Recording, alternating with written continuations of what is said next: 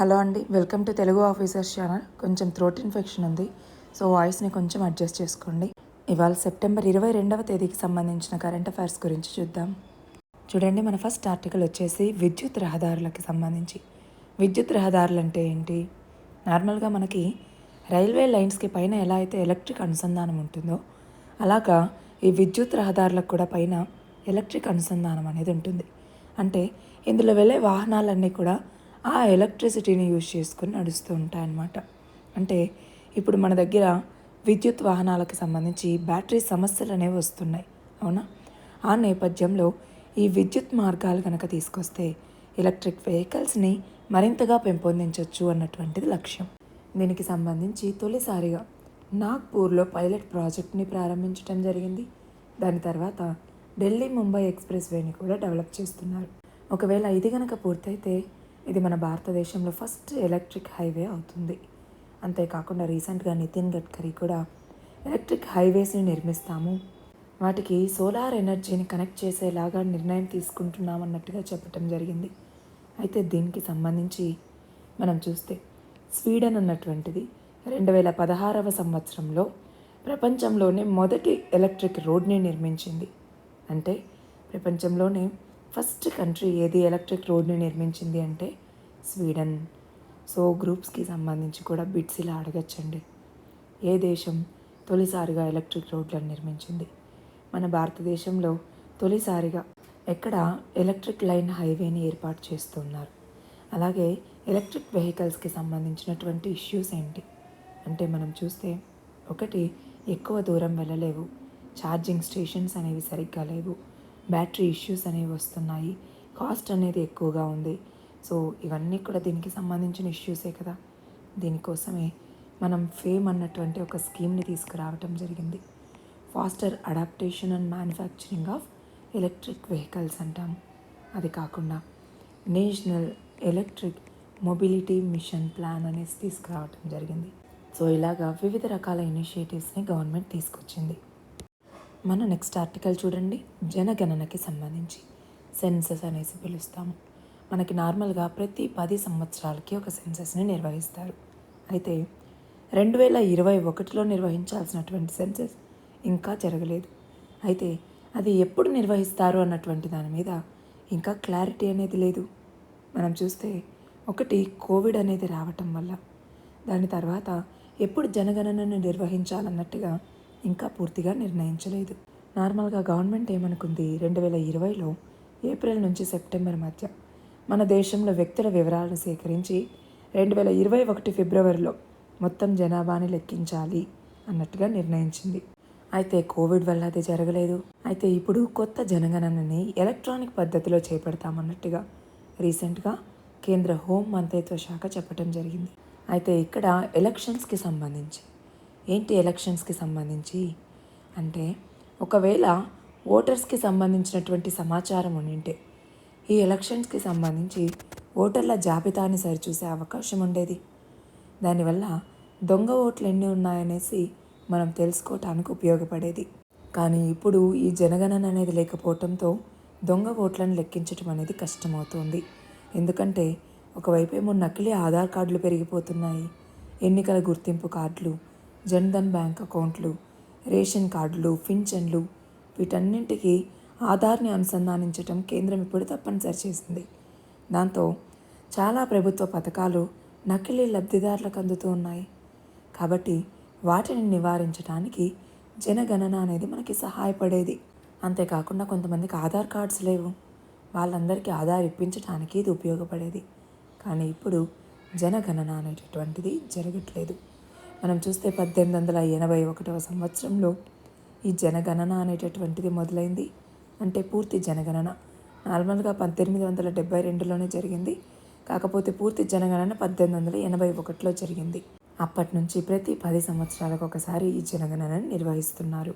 అయితే ఇప్పుడు కూడా మనము పార్లమెంట్లో ఉమెన్స్కి సంబంధించి చట్టసభల్లో రిజర్వేషన్ బిల్ అనేది పాస్ అయింది.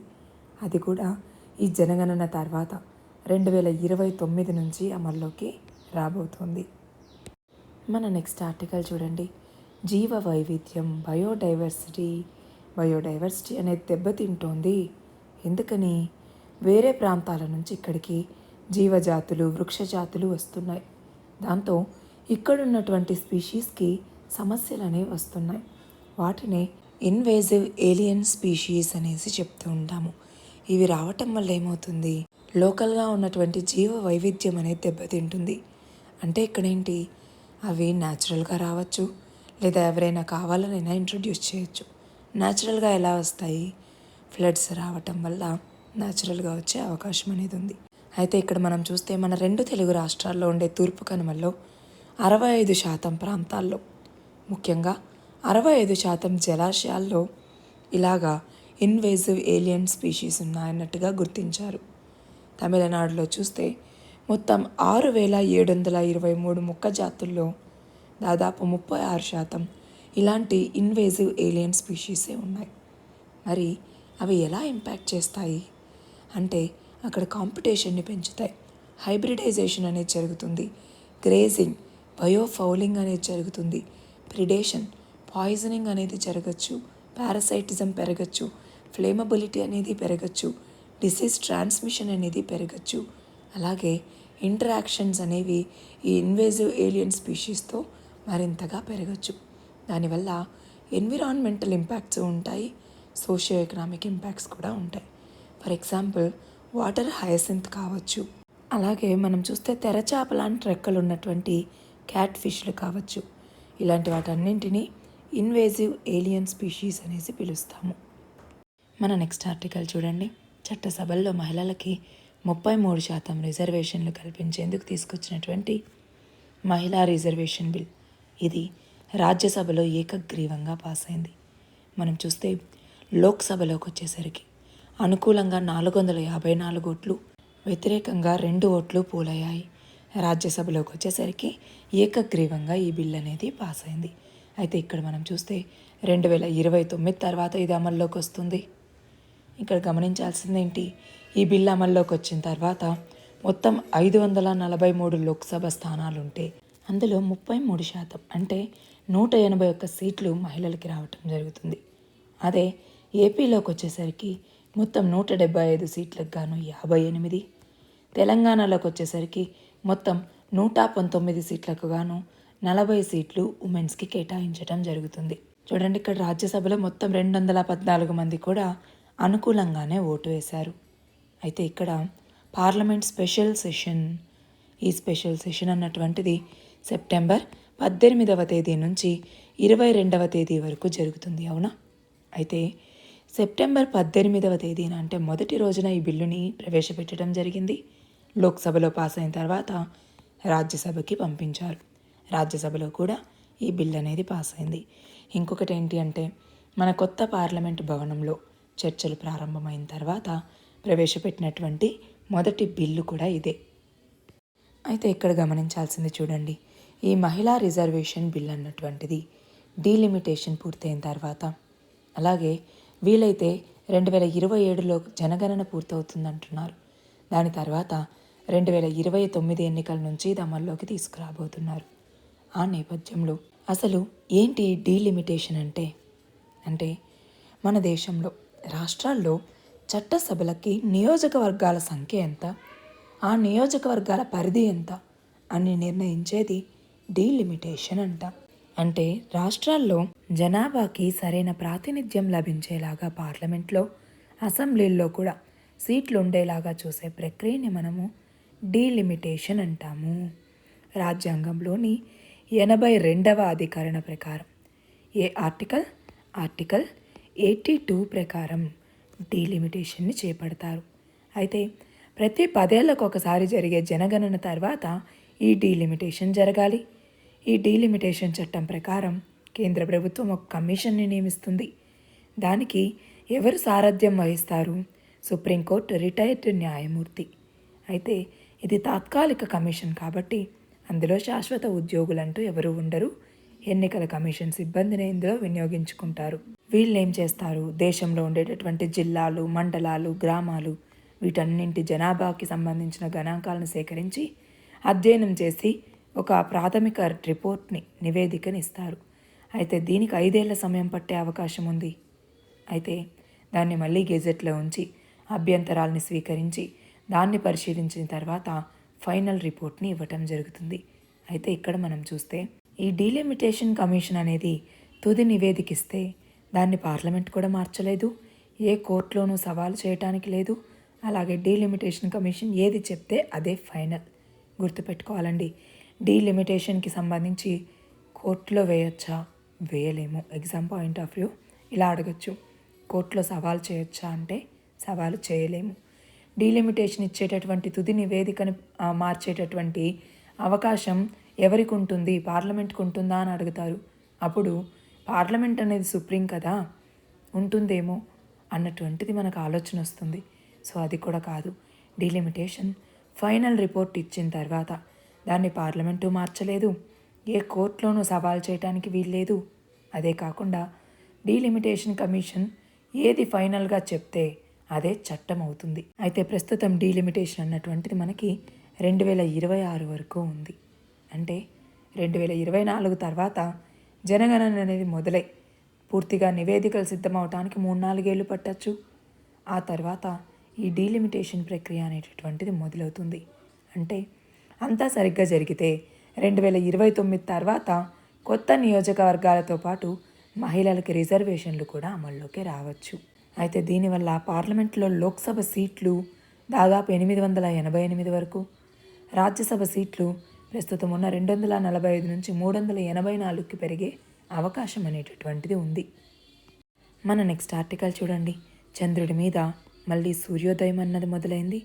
దాంతో ఇస్రో చంద్రయాన్ 3కి సంబంధించినటువంటి విక్రమ్ ల్యాండర్ని, ప్రగ్యాన్ రోవర్ని మళ్ళీ క్రియాశీలం చేసేందుకు వర్క్ చేస్తూ ఉంది. అయితే ఈ చంద్రయాన్ 3 ప్రయోగాన్ని మనం జూలై 14వ తేదీన చేపట్టడం జరిగింది. అయితే చంద్రయాన్ 3కి సంబంధించిన ల్యాండర్ అన్నటువంటిది చంద్రుడి యొక్క దక్షిణ తలం మీద ఆగస్టు 23వ తేదీన సక్సెస్ఫుల్గా చేరుకుంది. దాని నుంచి రోవర్ అనేది బయటకు వచ్చింది. అక్కడ వివిధ రకాల పరిశీలనలు చేశారు. మనం చూస్తే చంద్రుడి మీద టెంపరేచర్ని ఇక్కడ కనుక్కున్నారు. ఏమని, అక్కడ సర్ఫేస్ టెంపరేచర్ ఏమో 50 డిగ్రీల సెంటీగ్రేడ్ ఉంటే జస్ట్ 8 సెంటీమీటర్ల లోపల -10 డిగ్రీ సెంటీగ్రేడ్ ఉష్ణోగ్రత అనేది నమోదైంది. అంతేకాకుండా మూన్ మీద సల్ఫర్ ఉంది అన్నట్టుగా కూడా ఈ చంద్రయాన్ 3 కనుక్కుంది. సో ఇప్పుడు మళ్ళీ ఈ ల్యాండర్ మరియు రోవర్ క్రియాశీలమైతే అవి మరింత కీలక డేటాను సేకరించే అవకాశం అనేది ఉంటుంది. మన నెక్స్ట్ ఆర్టికల్ చూడండి. జ్యోతిర్లింగ క్షేత్రమైనటువంటి ఓంకారేశ్వర్లో 108 అడుగుల ఆదిశంకరాచార్యుల యొక్క లోహ విగ్రహాన్ని మధ్యప్రదేశ్ ముఖ్యమంత్రి అయినటువంటి శివరాజ్ సింగ్ చౌహాన్ ఈయన ఆవిష్కరించడం జరిగింది. చూడండి, నర్మదా నది ఒడ్డున మాందాతా కొండ మీద ఈ విగ్రహాన్ని ఏర్పాటు చేశారు. అయితే దీన్ని ఈ నెల 18వ తేదీన ఆవిష్కరించాల్సి ఉంటే వర్షాల కారణంగా 21వ తేదీకి వాయిదా పడింది. అయితే ఇక్కడ ఓంకారేశ్వర్లోని మ్యూజియంతో పాటు ఈ విగ్రహాన్ని నిర్మించడానికి 2141 కోట్ల బడ్జెట్ని మధ్యప్రదేశ్ ప్రభుత్వం కేటాయించింది. ఈ నేపథ్యంలో ఆదిశంకరాచార్యుల యొక్క గొప్పతనం గురించి ఎంపీ ముఖ్యమంత్రి చెప్పారు. అయితే ఇక్కడ ఈయన మన దేశానికి 4 వైపులా 4 మఠాలని ప్రారంభించడం జరిగింది. ఏంటవి? జ్యోతిర్మఠ్ అని, ద్వారకా మఠ్ అని, పూరి మఠ్ అని, శృంగేరి మఠ్ అనేసి. ఏ రాష్ట్రాల్లో ఉన్నాయి?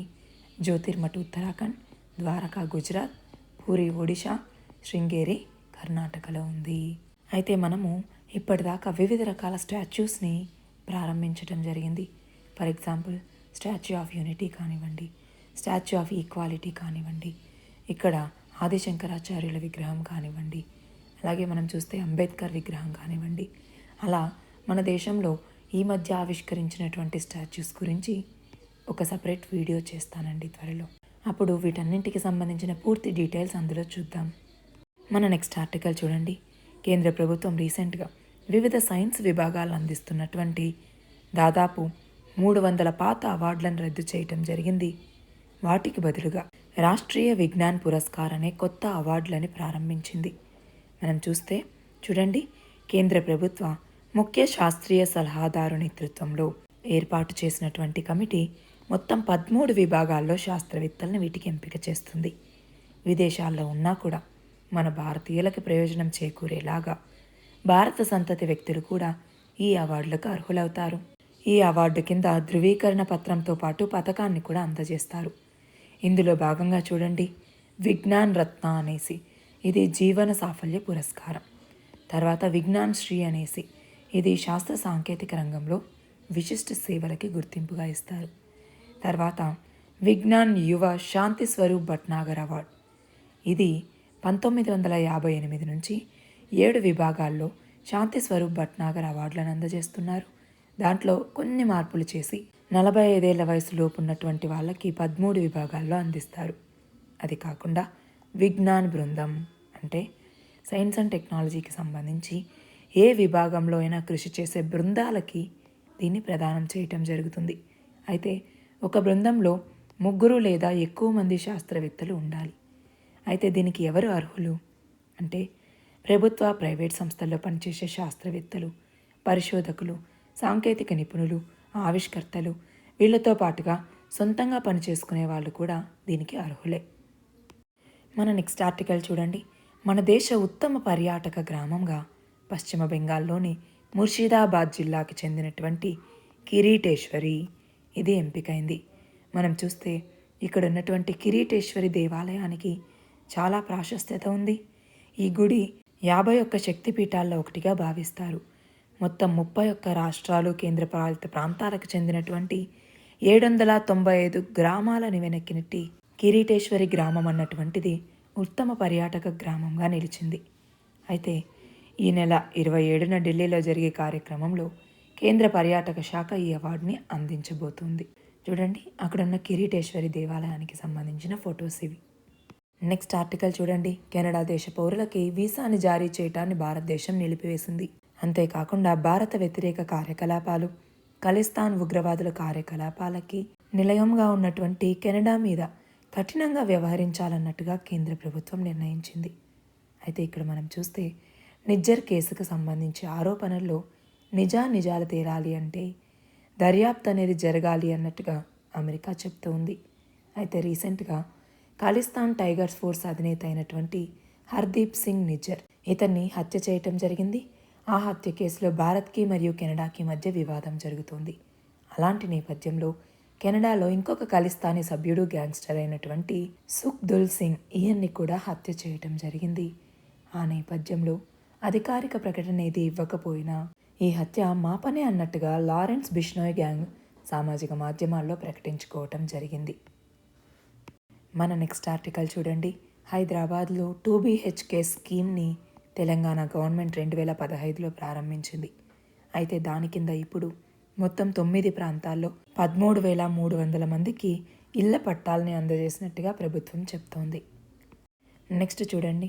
భరతనాట్య దిగ్గజమైనటువంటి సరోజా వైద్యనాథన్, ఈమె పద్మభూషణ్ అవార్డీ కూడా, ఈమె మరణించటం జరిగింది. చూడండి, ఈమె చేసినటువంటి సేవకు గాను భారత ప్రభుత్వం 2002లో పద్మశ్రీ, 2013లో పద్మభూషణ్ పురస్కారాలతో ఈమెను గౌరవించింది. నెక్స్ట్ చూడండి. హిజాబ్కి సంబంధించి ఇరాన్ పార్లమెంట్లో ఒక బిల్లు ఆమోదం పొందింది. ఏమని? ఇస్లాం సాంప్రదాయం ప్రకారం బహిరంగ ప్రదేశాల్లో హిజాబ్ అంటే ముఖ ఆచ్ఛాదన ధరించేందుకు విముఖత వ్యక్తం చేసే మహిళలకి, దానికి మద్దతు తెలిపే వాళ్ళకి కూడా శిక్షలు విధించేలాగా ఈ బిల్లుని తీసుకురావటం జరిగింది. నెక్స్ట్ చూడండి. ఆర్థిక స్వేచ్ఛా సూచీకి సంబంధించి మొత్తం 165 దేశాల్లో భారతదేశం 87వ స్థానంలో ఉంది. లాస్ట్ ఇయర్ 86వ స్థానంలో ఉంటే ఈసారి ఒక స్థానం తగ్గి 87వ స్థానంలో నిలిచింది. అయితే ఇందులోకి వచ్చేసరికి చైనా ఏమో 111వ స్థానంలో ఉంది, వెనుజులా చివరి స్థానంలో ఉంది. అయితే ఇందులో మొదటి స్థానంలోకి వచ్చేసరికి సింగపూర్ అన్నటువంటిది ఉంది. ఇవి ఇవాల్టి ఇంపార్టెంట్ ఆర్టికల్స్. వాయిస్ బాగాలేదు, సో కొంచెం అడ్జస్ట్ అవ్వండి. All the very best and thank you very much.